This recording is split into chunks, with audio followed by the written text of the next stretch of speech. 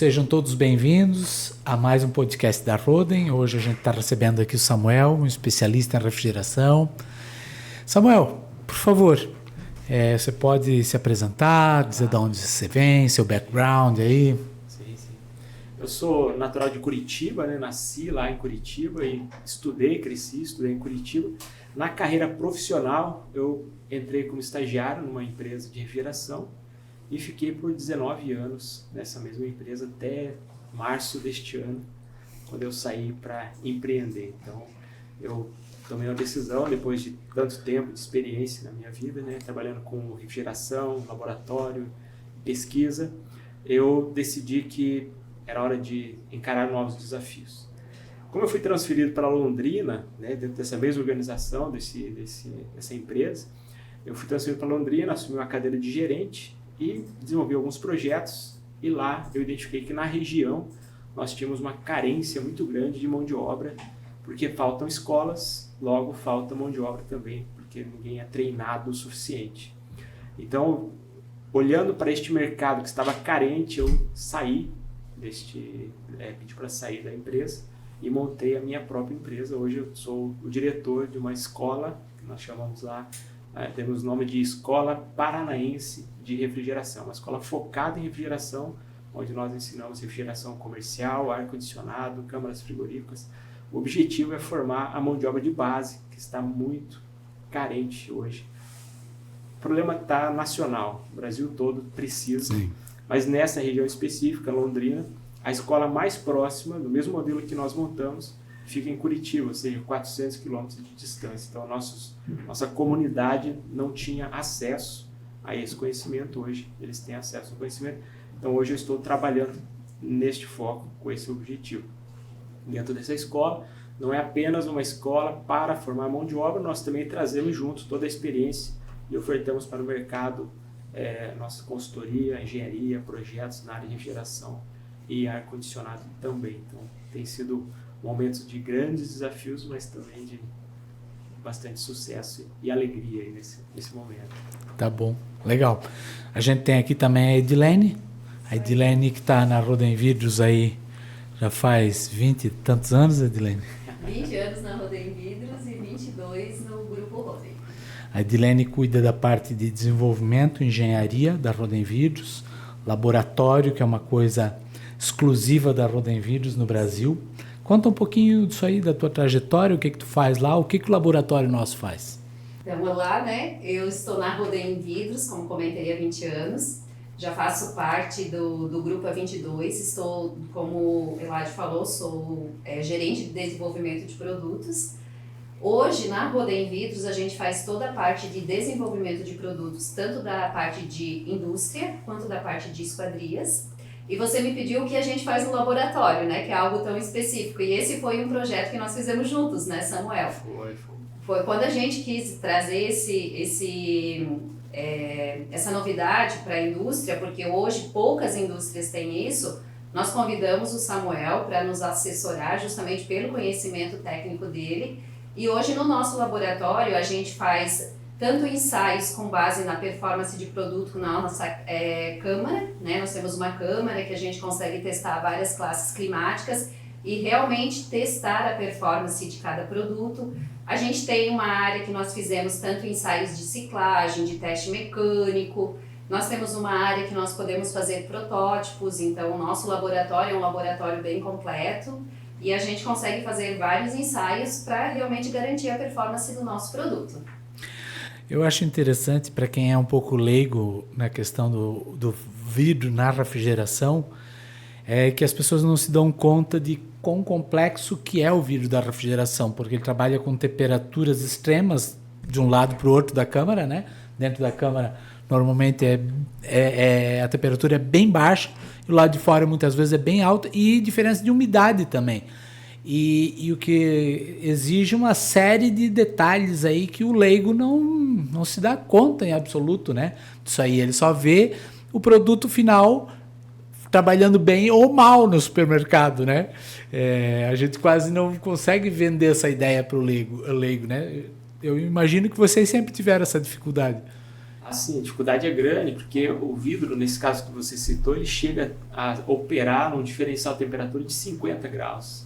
Então, eventualmente, uma loja, supermercado, numa região mais quente, o interior da loja pode estar a 25, 27, 30. A gente tem casos de a gente medir dentro da loja 35 graus e o equipamento tem que trabalhar a menos 20. Então, um diferencial muito grande de temperatura entre o que está dentro do equipamento refrigerado e a parte exterior. Então, o vidro é uma barreira mecânica, mas que tem que permitir ali uma visualização dos produtos para poder vender, ao mesmo tempo que, né, o usuário final ele não percebe isso, mas o quanto tem de tecnologia e engenharia naquilo tudo, porque a porta é pesada, pode cair, pode ter problemas de curto-circuito, né, a parte elétrica e a parte térmica também é extremamente importante. Né? Então, nós caminhamos aí com a Roden, eu conheço o grupo Roden, ajudei a desenvolver alguns produtos já aqui dentro, né? O laboratório que foi citado aí foi um projeto em conjunto que eu desenvolvi, fiz uma consultoria aqui, fizemos todos os cálculos e colocamos para operar.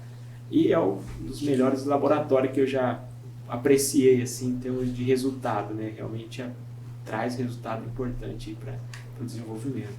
E de novo, só para esclarecer para quem é um pouco mais leigo, a gente trabalha com vidros simples, né, que se chamam monolíticos, duplos, triplos, com aquecimento, sem aquecimento. O gás que se usa entre um e outro tem que estar isolado, né, e não é um gás qualquer. Então, uma série de detalhezinhos que permitem que o vidro trabalhe com 50 graus de diferença dentro para fora. E umidade, né, é outro fator. E que o cliente não perceba, né? Eu acho que o cliente, como o máximo que ele percebe de um vidro um pouco mais técnico, é olhando o vidro traseiro do carro, né? Que a gente aperta um botãozinho e ele não embaça, né? O resto a gente não se dá conta da importância de ter esse anteparo que permita a gente ter visibilidade completa fora, né? Mas, prosseguindo um pouquinho, queria fazer uma pergunta. Samuel, o que é o selo Procel para expositores refrigerados e por que ele é importante para o mercado? O selo Procel já existe na linha branca, o selo já está, né, ativo. Eu participei do projeto, que foi um levantamento feito pelo Ministério do Meio Ambiente e Energia, para identificar as oportunidades e como implementar isso na refrigeração comercial. O selo Procel é aquele que vem coloridinho, colado na geladeira e no ar-condicionado? É o mesmo da linha branca. Certo. Mas agora, para que ele seja aplicado na refrigeração comercial, é necessário que você tenha parâmetros de eficiência. Então, quem é que sabe qual é o equipamento refrigerado com melhor ou pior eficiência no mercado quando você tem um leque de fabricantes, cada um com o seu laboratório, cada um com o seu critério, né?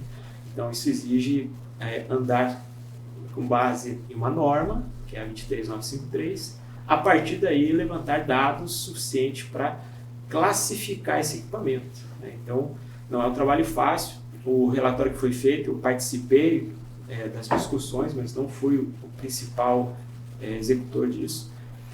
E o relatório concluiu o seguinte, que a diversidade no Brasil é muito grande de consumo energético por metro quadrado de equipamento devido a vários fabricantes e que precisa chegar numa referência, num ponto de referência, né?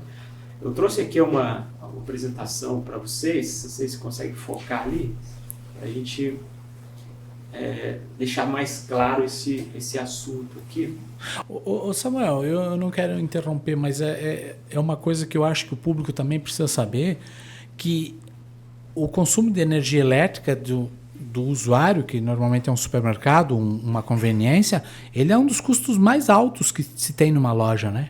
Sim, ele pode chegar até 50%. Né? Então, a refrigeração em um supermercado representa próximo de 50%. Então, qualquer coisa que se economiza aí é uma grande economia.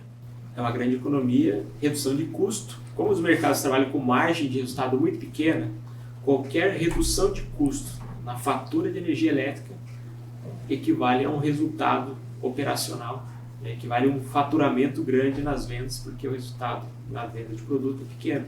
Então, é muito importante, os supermercadistas têm observado isso, e alguns já muito forte atuando na área de eficiência energética dentro da loja de supermercado, porque é dinheiro indo para o ralo mesmo.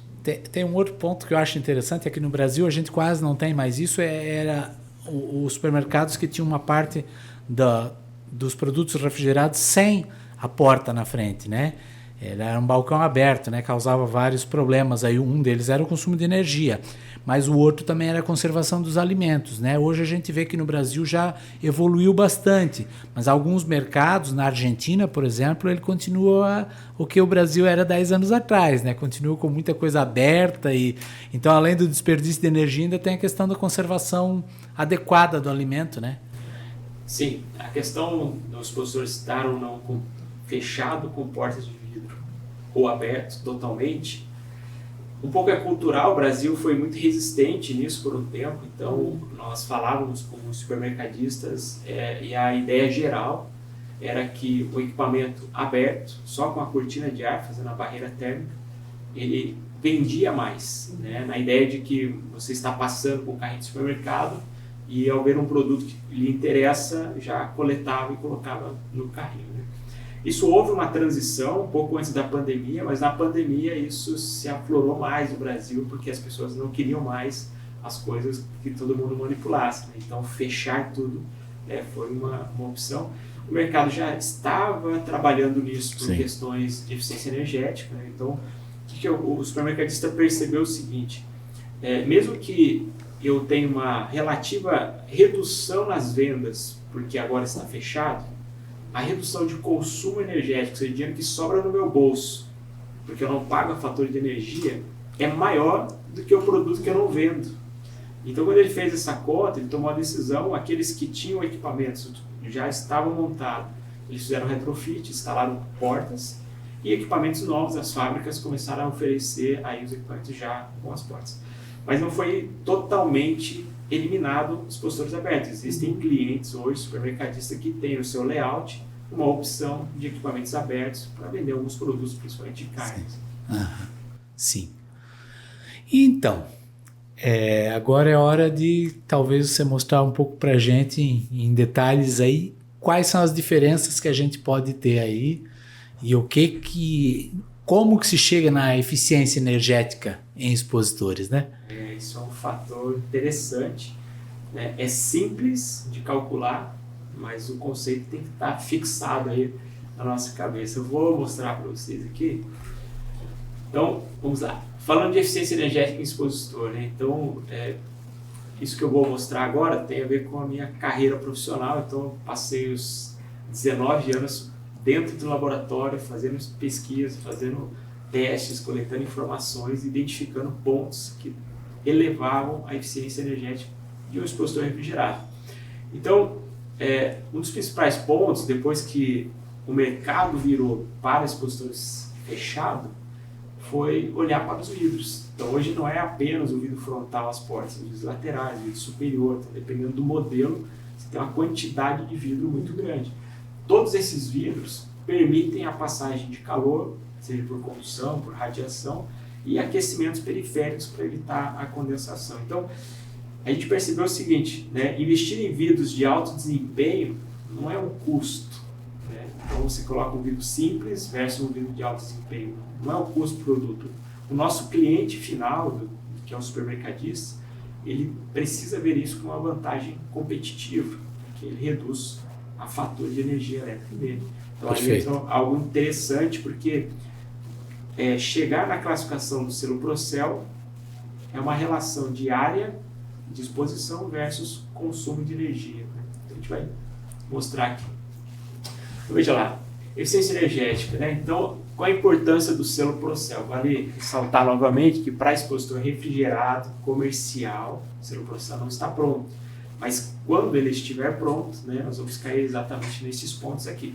Então, a eficiência energética é crucial para a sustentabilidade, redução dos custos operacionais, estamos falando aqui do supermercado. O selo, ele auxilia na identificação de produtos mais eficientes no mercado. Hoje, como não tem o selo nos equipamentos, nós não sabemos, né? Então, o supermercado vai comprar equipamento, ele não tem a certeza de que aquele equipamento é classe A, B, C, F, X. Então, acaba adquirindo, muitas vezes, pelo design, pela aplicabilidade, né?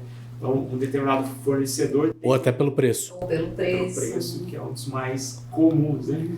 Então, às vezes, o equipamento ele serve para uma determinada aplicação, ou se for um equipamento que todo mundo oferece, né, mais ou menos a mesma coisa, aí é do preço, né? Então, vamos colocar uma vitrine aqui para vender laticínios. Então, vitrine, né?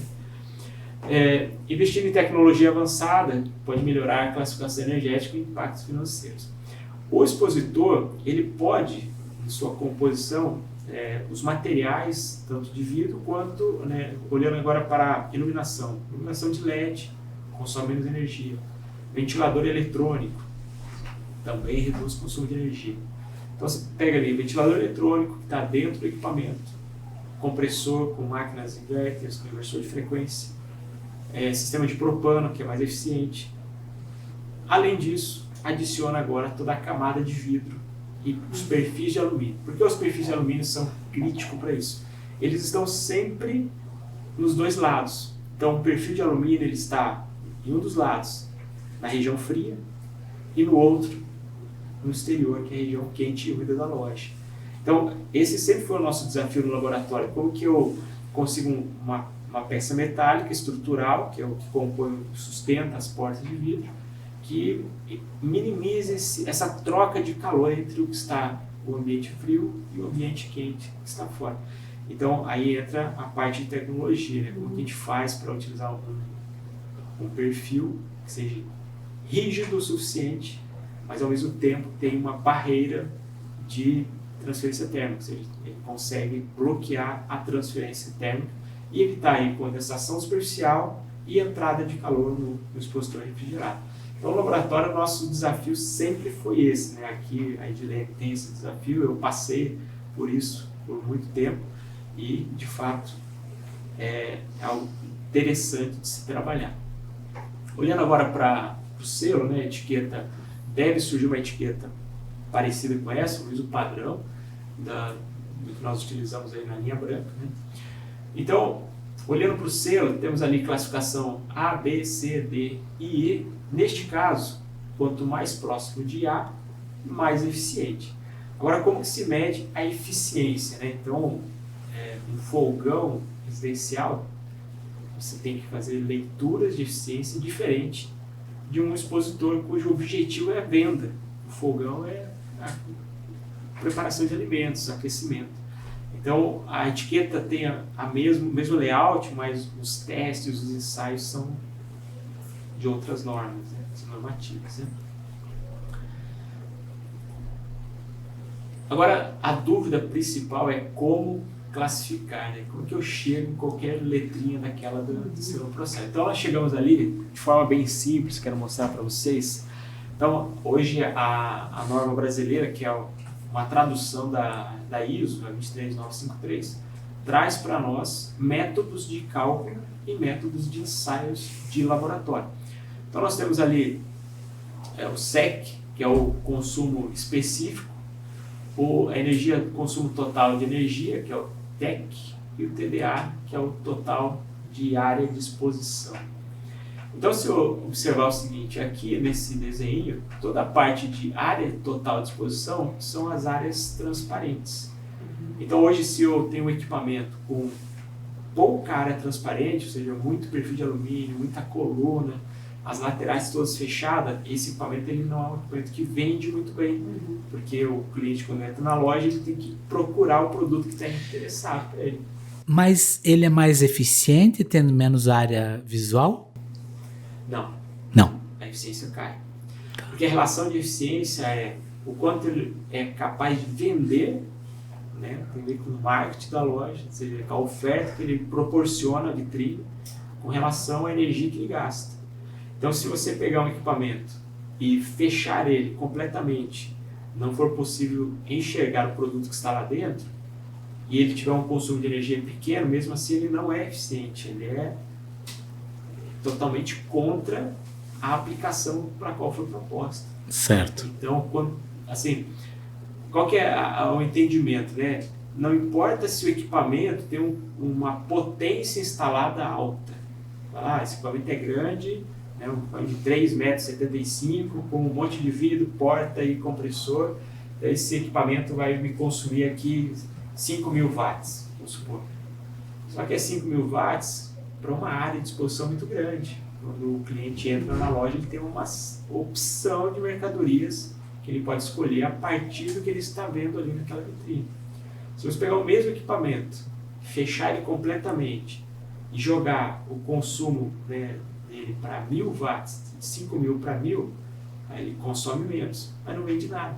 Então ele não é eficiente, não serve para aquela aplicação. Se fosse um equipamento para residência, a nossa geladeira, um equipamento para um depósito, aí sim, mas para aquela aplicação de venda de produto, que é a vitrine, ele não serve. Então, por isso, a área visível é extremamente importante, é o que a norma traz para nós, uma fórmula de cálculo para chegar nessa eficiência. E a gente vai classificando, chegando aí nas classificações do seu Procel. Só uma curiosidade que eu acho que é interessante a gente falar aqui. Nós visitamos como referência a Euroshop, né? A Euroshop hoje é a feira de referência para todos os fabricantes, né, de equipamentos nacional. Que é na Alemanha. Que é na Alemanha, ela acontece a cada 2 anos. E na última feira que nós tivemos, todos os expositores já tinham um selo de classificação. Então, como a gente entende isso? Normalmente, o que acontece? Se busca referência lá fora para se aplicar no Brasil, né? Então, nós, né, o Samuel, a gente estava conversando um pouquinho antes e a gente ainda dizia, mas existe uma norma hoje ainda que é orientativa, ela não tem essa obrigação, né, ela não é compulsória. Mas olhando o que se está tendenciando lá, né, como a nossa feira de referência, é que a gente deva ter nos próximos anos, sim, um selo implementado para esses equipamentos também, né? Sim. A gente estava junto na feira. Isso, nós estávamos juntos e a gente viu esses equipamentos lá e todos eles tinham uma classificação e isso fica muito claro para o consumidor, né? Porque aí está bem visual. Esse equipamento me entrega visualização, que é o que nós temos aqui que a gente estava falando, porque é uma vitrine, mas ele também entrega performance e eu consigo saber, inclusive, qual a classificação que ele tem. Sim. Então lá na Europa eles já estão avançados nisso e a regulamentação já exige, né, essa classificação a ponto de não permitir comercializar alguns equipamentos. Então, mas eu imagino que o fator econômico vai mandar até mais alto do que a normatização, porque uma vez que o lojista percebe que determinado equipamento consome menos energia elétrica, ele vai optar por esse, né?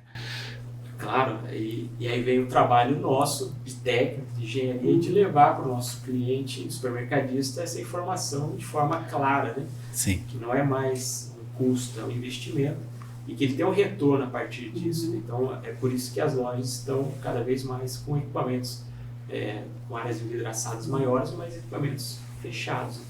E alguns equipamentos no Brasil já estão qualificados, né? Não todos, mas se pegar testes de laboratório, mas são testes internos das empresas, né, onde eu trabalhava, por exemplo, a gente já conseguia classificar alguns equipamentos entre B e C, nessa classificação. O nosso clima no Brasil é mais úmido e quente, então essa é uma dificuldade que nós enfrentamos. Mas os testes, se compararmos com o teste padrão, 25, 60 graus, que é o que a Europa faz, nós conseguimos ter um número de referência também. Mas ainda existe muita oportunidade para ser trabalhado nos equipamentos aqui no Brasil. Legal. E aí, podemos seguir? Podemos seguir. Então, vamos lá. Então, na figurinha de forma bem didática ali, né? Então, a área total é transparente, né? Estou vendo aqui as portas. E o consumo total em quilowatts. De onde que vem esse consumo total, né? O consumo total é ventilador, iluminação, a própria máquina de refrigeração, o compressor, os ventiladores, o condensador, o aquecimento dos cabos, eventualmente, a fonte, né, que aquece, e todo o aquecimento de borda dos vidros. Então, os vidros têm ali nas suas bordas resistência de aquecimento, os perfis de alumínio também tem embarcado ali resistência de aquecimento, que a soma dessas resistências e consumos é que vai trazer aí o consumo total. Então, quando a gente faz uma relação de consumo total, está ali do lado, consumo total dividido pela área, então você pega lá o consumo 5.000 watts, no nosso exemplo anterior, Se eu dividir isso por 10 metros quadrados, tem um número. Se eu dividir por 5 metros quadrados, tem outro número maior. Então, é isso que vai dar a referência, né? E como que o Ministério da Minas e Energia está trabalhando aqui no selo Procel? Então, existiu uma sigla chamada MEPS, que vocês vão acabar ouvindo isso, né? Que é um padrão mínimo de desempenho energético.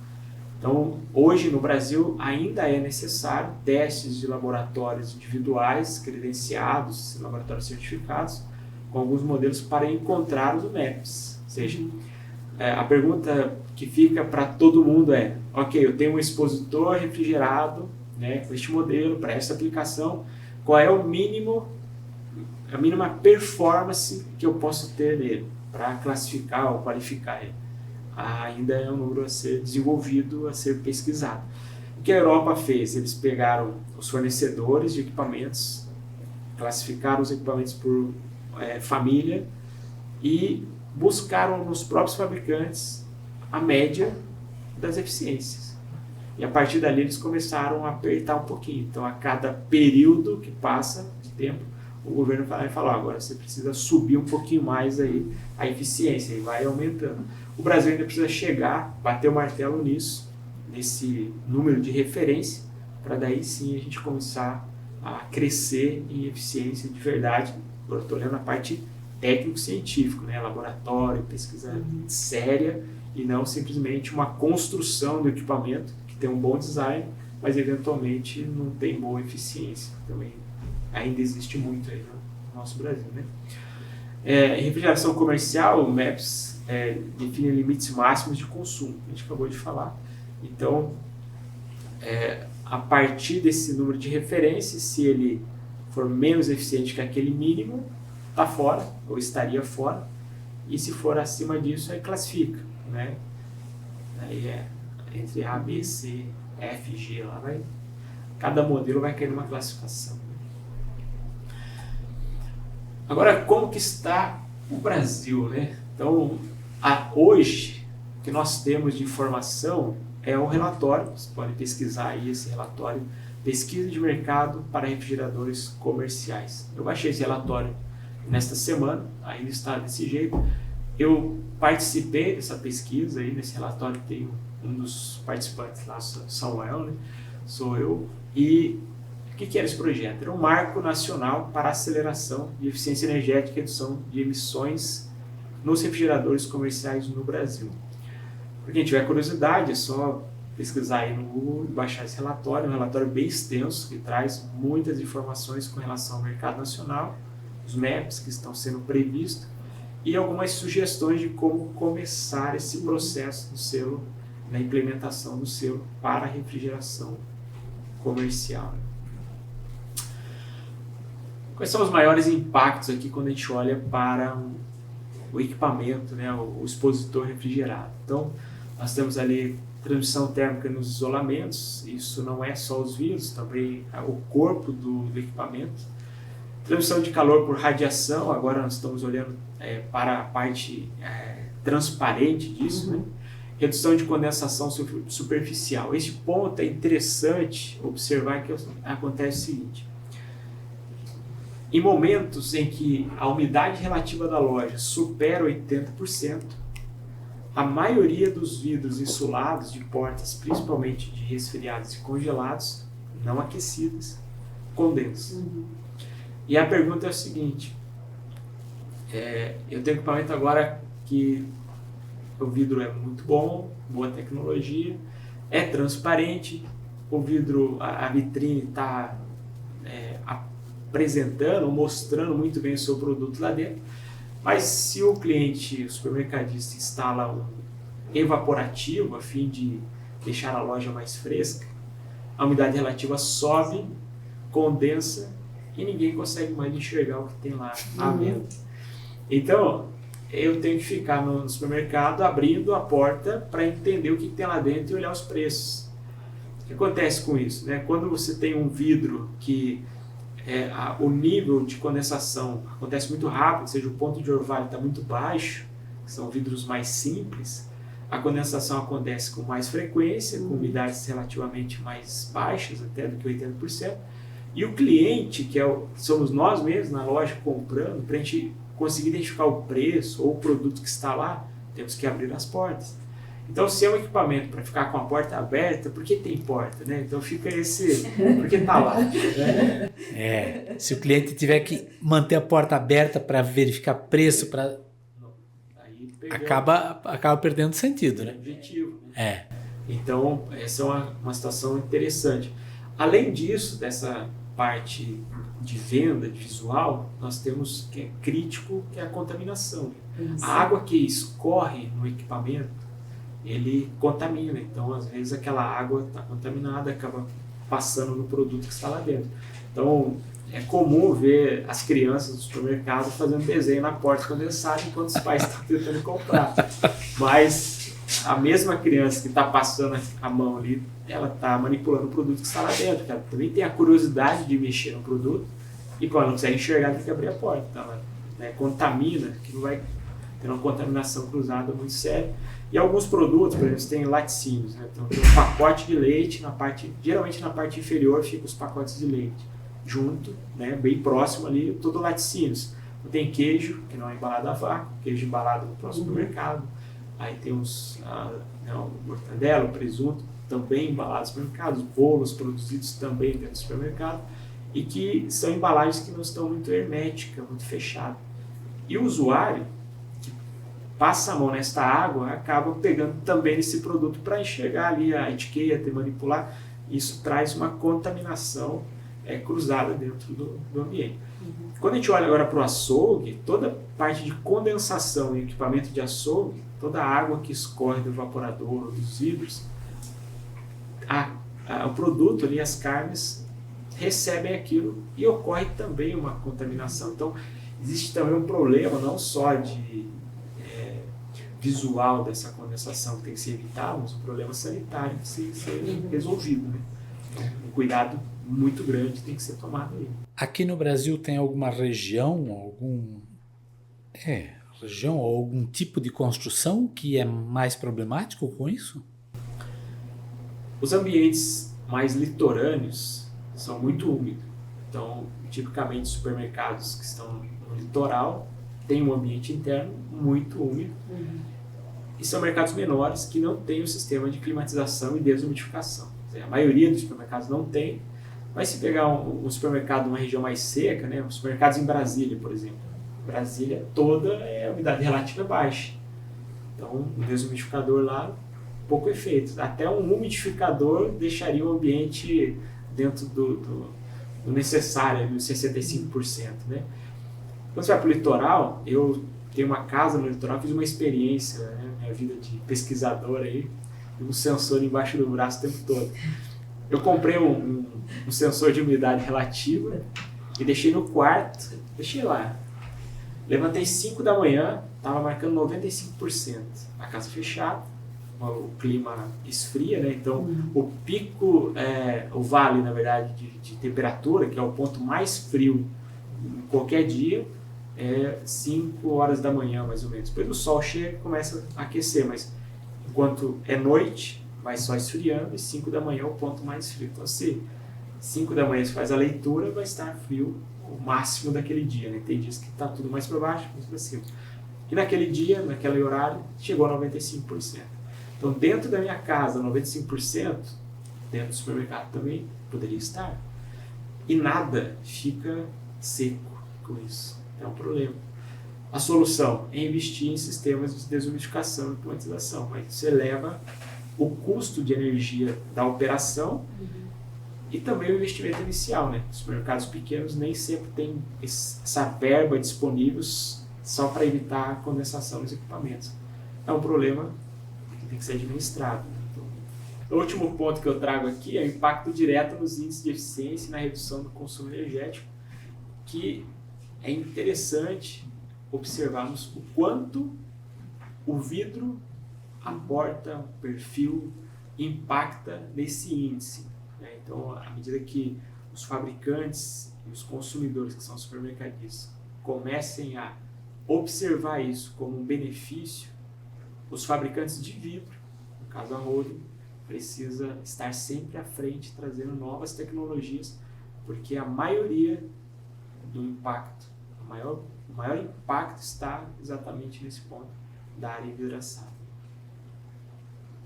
Acho que nesse ponto é importante a gente falar um pouquinho do histórico de vidros, né? Quando nós começamos na Rodem Vidros, fabricar vidro duplo para refrigeração, o que nós tínhamos aqui no Brasil era o TEC 15. Então, falando de um vidro low E, porque nesse caso nós não usamos vidro comum, nós usamos justamente esse vidro baixo emissivo, que é o vidro low E. E quando nós iniciamos, há 20 anos atrás, no Brasil era muito comum usar o TEC 15. Ele é um vidro bom, tem uma performance boa, mas hoje nós já temos vidro com performance muito melhor. Por exemplo, nós aplicamos hoje o Planiterm One 2. Então, onde a emissividade dele é 0,03. E o vidro TEC 15, a emissividade era em torno de 0,15, 0,17. Parece pouco, mas quando a gente coloca isso num conjunto envidraçado, com mais a parte do gás argônio, a gente tem bastante diferença. Existe, então, para ter assim um comparativo, nós fizemos um Planiterm que o Samuel antes estava falando da umidade, né? A umidade, normalmente a gente testa em laboratório umidade 65%, 70%, né? Até 75%. É o que a gente testa em laboratório, normalmente 70% ali a média. Mas nós chegamos a ter vidro Planiterm que a parte crítica dele é acima de 83%. Então, no laboratório a gente já considera uma classe climática um pouco mais mais elevada, né, Samuel, nessa de 70%. Mas o Planiterm ele suportaria até 83% aplicado em laticínios, né? A gente não está falando aplicado para congelados, estamos falando de uma aplicação de laticínios. Mas se eu aplicasse o TEC 15, ele também atenderia, ficaria bem no limite. Mas olha o quão superior é o Planiterm nesse caso, que é um vidro que nós trabalhamos com melhor performance. Quando a gente vai para o congelado, era muito comum nós usarmos o vidro duplo aquecido, que foi o que o Samuel também comentou antes ali, em a gente aquecer o vidro. Hoje nós já temos a possibilidade de usar um vidro triplo, claro, nós vamos ter um pouco mais de massa de vidro, mas utilizando 2 lâminas desse Low E Planiterm. E ele tem, em teste em laboratório, uma performance muito boa para dentro desses ensaios como a gente faz. Ele não condensa dentro dessa classe climática que nós ensaiamos. Então, nós conseguimos tirar o aquecimento do vidro, que hoje é uma questão de consumir bastante energia. A gente está entregando um vidro triplo com uma performance melhor e relativamente o custo eles são similares, mas a longo prazo, que era o que a gente vinha falando também, nós dois vínhamos conversando, o consumidor tem que aprender a fazer essa questão do payback. Porque talvez de início, não é tão vantajoso. Mas e coloca isso todo mês na conta de energia? No final, o teu ganho vai ser real. É o que o Samuel falou, gente, hoje no supermercado, tu tem margens muito pequenas. Então, qualquer ganho que tu vai tendo ali, isso é sobra efetiva, né? Então, tu vai poder pensar em investir em alguma outra coisa dentro do supermercado para justamente atrair mais clientes. Lembrando que o vidro é sempre uma vitrine. Então, o que nós trabalhamos é para ele nunca condensar. Esse é o nosso objetivo aqui, né? Tá, deixa eu fazer uma pergunta, talvez fora um pouco do contexto, mas se fosse analisar um equipamento assim, sei lá, vamos pegar o exemplo esse da foto. Entre o consumo da máquina, consumo de iluminação e o consumo de uma porta, se fosse um duplo aquecido, o que corresponde a cada um deles? Chega em expositores, por exemplo, congelados, que a porta tem aquecimento mais potente, chega a 30%. A porta? A porta, então o consumo das resistências de orvalho, né, que é o conjunto porta mais perfil, representa 30% até do consumo total de um equipamento. Então o que a Edilene estava falando, se eu coloco um triplo sem aquecimento no lugar disso aí, teoricamente eu tenho um equipamento 30% menos... Ou próximo disso. Porque não dá para eliminar 100%, mas você tem uma oportunidade muito grande. Uma vez que você não consegue reduzir máquina, se reduzir máquina não funciona direito. Certo. Então, onde que eu posso mexer? Reduzir a iluminação? Muda a tecnologia, mas eu não posso reduzir os looks, eu preciso deixar aquilo bem claro. Certo. Onde que temos oportunidade real mesmo, é trabalhar nos perfis e eliminar ou no limite reduzir o máximo dos aquecimentos periféricos. Isso realmente traz resultados extraordinários. É um número realmente impressionante, né? Pensando que a energia elétrica pode representar até 50% dos custos de uma loja e pensar que somente a porta, a vitrine do equipamento pode ter uma redução de, sei lá, até 30% do consumo do equipamento, é uma redução absurda, né? Que você consegue. Um impacto muito grande. Acho que uma porta de laticínios, quando era aquecida, né? Nós trabalhávamos com 80 watts por metro quadrado. Você pega um equipamento de uma porta única, ele tem mais ou menos um metro quadrado. Então são 80 watts por porta.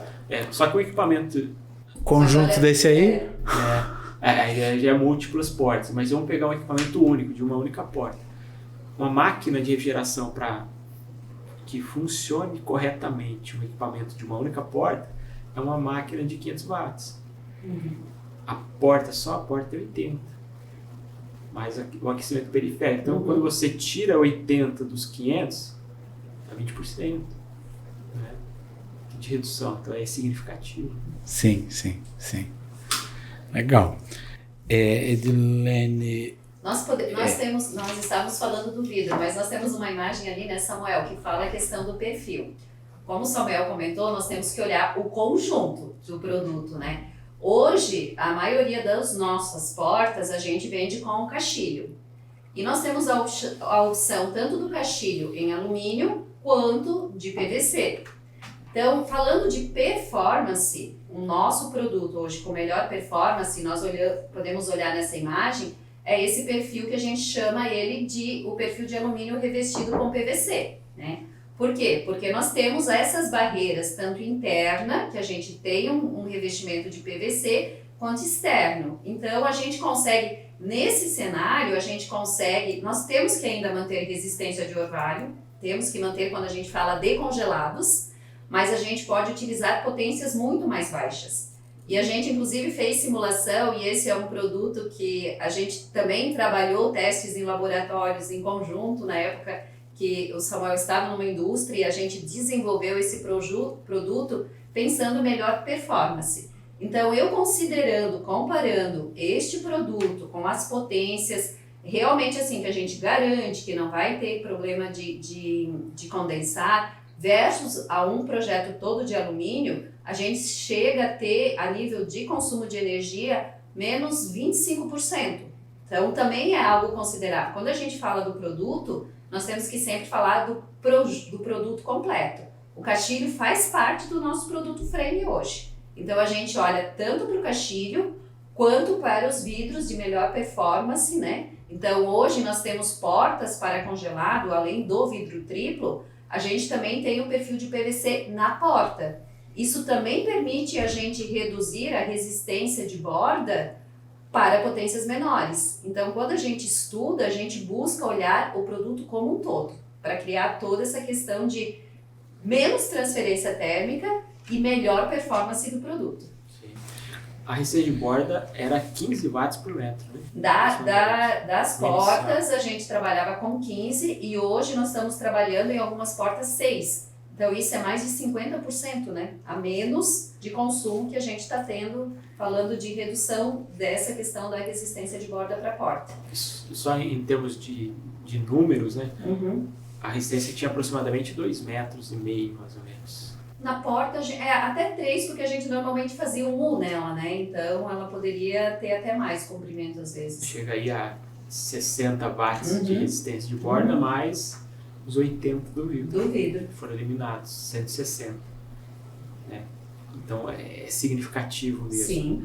Só que esse momento de transição que eu acompanhei, entre sair do perfil de alumínio e conquistar materiais distintos que permitam a redução, né, a barreira térmica, mas ao mesmo tempo uma rigidez que permita o produto ser durável, foi uma transição que demorou, não foi rápido. Então, muitos equipamentos foram postos no mercado com essa potência elétrica, que é o que tinha. Isso. Então, a Rohde foi trabalhando e chegou em um produto muito diferente do que tínhamos no começo e com consumo de energia bem menor. Edilene, a gente fala dos vidros, fala dos frames. O que tudo que a Roden consegue entregar para a refrigeração comercial?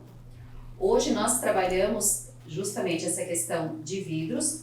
Nós temos os vidros monolíticos também, que nós estamos testando alguns vidros já com uma emissividade menor. A gente trouxe e está trazendo o vidro com emissividade, nós chamamos o Tech 7, que ele já é para monolítico, um produto melhor para nós colocarmos e também em refrigeradores comerciais, né? Justamente essa questão de portas, a questão de frame, que é o que faz o fechamento do produto. Mas além desses produtos, nós também utilizamos muito vidro nas laterais dos balcões, que ali o Samuel tinha antes um balcão. Esse balcão ele pode ser tanto um painel, né, um painel cego que a gente chama, mas também ele pode ser vidros nas laterais, até porque em algum momento tu também consegue tornar isso como uma vitrine. Então nós temos vidros duplos para laterais de balcão, nós fornecemos vidros duplos para outras empresas que têm a sua produção de porta interna. Nós produzimos esses vidros monolíticos para principalmente horizontal, os freezers de sorvete, por exemplo, né? E toda essa parte de caixilho. Além disso, a gente vende as portas avulsa para o público que produz Visa Cooler. Então nós também produzimos porta que não necessariamente vai no caixilho, que ela também pode ser vendida avulsa. E claro que a porta aí contempla tudo, né? Contempla todo o sistema também de fechamento, todos os acessórios, tudo que compõe o produto, para o cliente só colocar no balcão, só instalar. É interessante que a Edilene falou sobre as laterais, né? Quando você olha do ponto de vista de eficiência energética versus então, o consumo de energia versus a área de exposição, quando você tem a parte frontal com portas transparentes e a lateral também, aumenta a área de exposição, porque o cliente que está vindo nos corredores laterais, ele visualiza o produto. Isso aumenta, né, a oferta do produto. Então é possível ter duas fachadas a mais decorada com o produto. Então quando a gente faz a conta agora de eficiência energética para classificar no selo Procel e considera as laterais também transparentes, esse produto é mais eficiente, por mais que ele consuma a mesma coisa. Então isso é interessante, essa aplicação dos vidros laterais, e que é um item consumido aí, né, que a Edilene tem disponível no mercado. A gente fala aqui bastante do equipamento com portas, mas, por exemplo, a gente tem aqueles balcões de padaria. A gente tem vidro na lateral e vidro frontal. Aí a gente tem umas portinhas deslizantes também que são utilizadas para esse produto. E essas portas deslizantes a gente também trabalha com vidro low-E, justamente porque é o vidro que ele também tem essa questão de melhor performance. Hoje, na Roden Vidros, a gente está processando muito o Planitermo One-Two, que é esse vidro que nós falamos de melhor performance. E que também é uma tecnologia recente, nós estamos falando isso de 2023, 2022 para cá, não é uma tecnologia tão antiga, né? Então, se trabalha cada vez mais buscando esses produtos de melhor performance. E deixa eu fazer uma pergunta aqui, uma curiosidade. A gente vê que, principalmente em centros grandes, aí, em cidades grandes, a tendência é os supermercados ficarem cada vez menores, né? Supermercado de quadra, que eles chamam de bairro. Para o pessoal não precisar se deslocar muito. Em Buenos Aires já tem muito isso, São Paulo também tem, e eu acho que é a tendência. Na Europa também é assim, né? Por ter pouca área no supermercado, os corredores são estreitos, então as portas são deslizantes e não de giro. Esse vidro melhor vai permitir que ele tenha uma eficiência, porque no vidro da porta deslizante a gente não consegue aquecer ele, certo? Hoje não, por causa do sistema do fechamento de abrir e fechar, e a gente tem o cabo, né? Então o fio. Hoje nos nossos sistemas deslizantes a gente não tem essa opção de aquecimento. Mas a gente pode trabalhar no tamanho da porta. Certo. Quando a gente tem um corredor muito estreito, normalmente, né, Samuel, de mercado trabalha com porta de 625, né? 610, 625. Mas a gente pode trabalhar também com portas menores. Nós já chegamos a produzir porta de 400. Então, quanto menor a porta, menos ela vai interferir no corredor. Então, existe essa possibilidade de a gente trabalhar com portas menores e manter o corredor livre também. A porta deslizante não atende a mesma situação? A porta deslizante hoje a gente põe normalmente ela em balcões, se forem balcões de tipo laticínios, até o deslizante poderia atender, porque daí não tem necessidade de aquecer. Agora, quando a gente fala de congelados, não, porque congelados aí tu tem, nós até estávamos falando, nós temos a questão da gacheta, de mantar, de você não perder nenhuma refrigeração por nenhuma área, né? Então, quando nós falamos de congelados, a gente tem toda essa preocupação, é usado também a gacheta para imantar 100%, para a gente não ter nenhuma perda nesse equipamento, né? O Samuel, a gente fazia testes e a gente testava, inclusive ia lá, olhava cada cantinho para realmente entender que não tem nenhuma fresta, né? Sem fresta, congelados é crítico. Mas a questão do supermercado pequeno é assim, o vidro frontal pode ser de correr, mas toda vez que um cliente vai comprar, ele atrapalha o próximo. O vizinho tem que esperar. É verdade. Então, por isso que não é aplicado. Então, quando você tem uma porta de giro, é melhor ter uma porta menor para atender o corredor. E geralmente esses mercados pequenos não tem carrinho, é uma cestinha. Então, você abre a porta, coleta o produto de interesse e o seu companheiro do lado abre a porta do lado e simultaneamente realiza a compra. Né? A porta deslizante sempre vai ter esse problema, né? Então, abre uma, fecha a outra. Exatamente. Isso aí. Então, a aplicação da deslizante é para o lado de dentro do balcão, o atendimento. Então, o operador ali do açougue, da padaria, ele é único.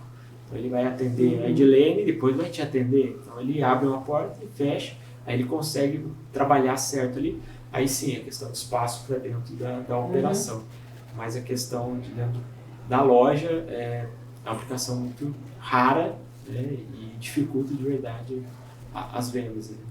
E no caso específico da Roden, a personalização desses vidros, tanto em tamanho quanto em detalhes estéticos ou o que for? Isso a gente faz, né? Hoje a gente não trabalha com produto padrão, então nós trabalhamos o projeto do cliente. O cliente quer um tamanho especial, a Roden faz, né? O cliente quer que tenha uma marcação, quer que tenha a marca dele, quer que tenha a marca do cliente dele, quer que tenha alguma... algo diferente também. Eu gostaria que fosse em vez da serigrafia preta, eu gostaria que fosse uma serigrafia verde. Hoje nós temos a questão da impressora colorida também, então ela permite fazer algumas cores que antes nós não tínhamos, né? Então também já é algo novo. Normalmente a gente trabalhava com preto e com cinza, hoje a gente já tem essa possibilidade de trabalhar com colorido. Quando tu fala algumas, são muitas, não algumas, né? Uma impressora colorida, né? Faz o que quiser, basicamente. Isso aí, a gente trabalha com bastante coisa. Na porta a gente procura, o pessoal também às vezes tem que entender, nós temos uma limitação só no branco, porque como a massa do vidro ela recebe um coat, e esse coat tem uma coloração, que dependendo do vidro ele pode ser tanto para o azul quanto para um amarelo, dependendo de como os materiais utilizados ali para criar esse vidro low-E. Então o branco a gente tem uma dificuldade um pouquinho maior, mas todo o restante das cores a gente consegue atender. Bom, era o conteúdo que a gente ia discutir, né? Basicamente é levar para o mercado essa observação de que utilizar componentes e equipamentos com menor consumo de energia traz benefícios para os supermercadistas, que sobra dinheiro no caixa, mas que também está vindo aí uma regulamentação, não sabemos quando, mas que pode vir a trazer também aí essa exigência à parte e benefício para o nosso mercado. Obviamente que toda legislação que entra é um desafio para a engenharia, nós temos sempre mais trabalho a ser feito e a gente vive, né, em favor disso. Então eu gosto muito quando muda uma normativa, muda uma legislação, muda o fio de refrigerante, porque não é assim desfazendo o que eu já fiz, mas nos dando oportunidade de fazer coisas novas que eventualmente a gente não teria motivação, não teria investimento para realizar, né? Então isso me encanta muito esse movimento e essa mudança, né? E queria agradecer a vocês e deixar aqui o nosso recado e um abraço aí da Escola de Refrigeração, uma escola que está iniciando agora em 2025, né? Nós temos o nome de Escola Paranaense de Refrigeração. Essa escola está lá para servir à comunidade. Nosso objetivo de base é formar mão de obra para o mercado de refrigeração e ar-condicionado. Então hoje nós temos alunos que trabalhavam às vezes em indústria de colchão. Tem um exemplo desse lá, um colega que ele era operador de máquina numa indústria de colchão há muito tempo, já está lá com seus 40 anos aproximadamente, e ele não via muita perspectiva nisso. Então ele procurou a escola, né, ficou sabendo ali da nossa escola, falou comigo e começou a estudar. Mas ele é um aluno excelente, né, e hoje ele já saiu da fábrica de colchões e está trabalhando numa equipe de refrigeração, já está indo para a obra fazer pequenos reparos. O salário dele já aumentou, então ele já está ganhando mais e com uma perspectiva muito maior. Nós temos aí no Brasil uma perspectiva de triplicar a quantidade de máquinas de ar-condicionado nos próximos anos. Então, para quem está entrando agora na refrigeração, é o momento de aprender e ganhar mercado. Um mercado que não para, estou falando só do ar-condicionado, que existe essa previsão devido à parte climática, né? E o acesso da população ao ar-condicionado. Hoje é comum, né, em regiões quentes, as casas terem ar-condicionado, 2, 3 ali. Ar-condicionado, a dificuldade que não é comum é achar um mecânico bom. Mês que vem a gente tem uma feira especializada em refrigeração e aquecimento, né? Você vai estar lá, de certo? Vou estar lá, sim. É a Febrava, né? Então é um momento de observar e aprender muito com o que está vindo aí de tecnologia, e espero também encontrar alguns alunos meus lá nessa feira. Sempre encontro, né? Eu estou trabalhando na engenharia de refrigeração desde 2007, mas também estou como professor da área de refrigeração e ciências térmicas desde 2010. É comum nas feiras que eu vou alguém gritar: "Ô, professor!" A gente já se encontra lá, mas é muito legal isso, né? Então, essa escola está em Londrina, né? Nós estamos ali perto da UEL, e quem quiser visitar, né? Quando a Roden estiver por lá também, pode ir lá visitar. Então, estamos planejando algumas coisas em conjunto aí, para a gente trazer mais conhecimento para o nosso público e transformar a mão de obra. Não é só a mão de obra que é transformada, né? Porque quem se beneficia são as famílias. Uhum. Então, um pai de família que aos 40 anos ele resolve mudar de carreira, fazer um curso prático, técnico, como a gente oferece lá, e a partir dali ele duplicar ou triplicar o seu salário, obviamente que quem vai se beneficiar com isso são os filhos. A geração dele vai começar a ter uma qualidade de vida melhor, vai poder comprar um carro melhor, um sofá melhor, com uma comida diferente, poder passear mais, coisa que ele não tinha antes. Então, muitos dos nossos alunos estão conquistando essa liberdade aí, e isso me motiva muito fazer parte desse desenvolvimento da vida dessas pessoas. Então, também fico agradecido por isso e agradeço vocês aqui pela oportunidade de bater esse papo tão legal. Edilene. Eu gostaria de convidar todos, então, como a Eladio falou, né, da Febrava, nós vamos estar do dia 9 ao dia 12, expondo os nossos produtos, algumas novidades, então serão todos bem-vindos ao nosso estande.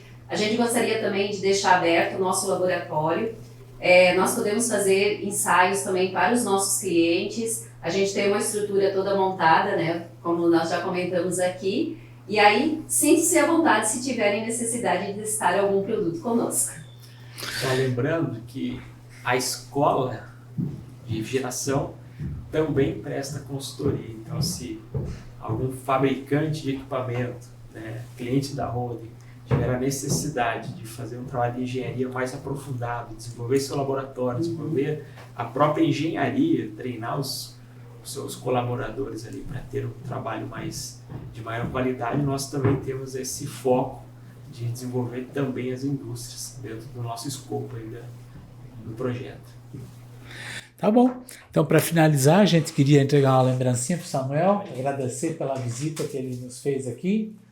Chega aí, Bárbara. Pode entregar, Bárbara. É para viagem. Samuel, essas peças de madeira são feitas aqui dentro da Roden, que não sei se todos sabem, mas a Roden tem um braço madeireiro forte aí há 87 anos. E a gente espera que você faça bom uso de tudo isso. Obrigado. Obrigado a todos.